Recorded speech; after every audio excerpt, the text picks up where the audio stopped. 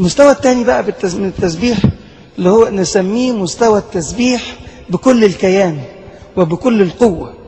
مستوى التسبيح بكل الكيان وبكل القوة، مش فقط إنها فرحانة وبتشتغل بالدف، لا، دي بكل الكيان وبكل القوة. ونقرأ على هذا النوع من التسبيح زي ما اتكلمنا من حوالي 2 سنين عن داود النبي لما جاب تابوت عهد الله اللي كان غايب.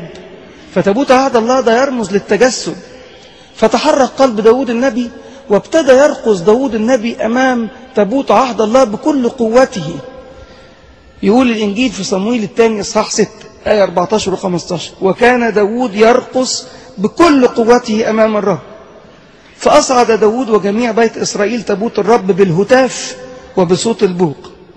وفي سفر أخبار الأيام الأول إصحاح 3 آية 8 يقول: وداود على نفس القصة، داود وكل إسرائيل كانوا يرقصون أمام الله بكل عز وبأغاني وعيدان ورباب ودفوف وصنوج وأبواق. لدرجة أن ميكال مرات داود لما شافته كده فيقول الإنجيل فثغر في عينيها واحتقرته، إنه إزاي بالطريقة دي. قال لها: إنما أنا أرقص أمام الرب اللي جابني من مربض الغنم وجعلني ملك على إسرائيل.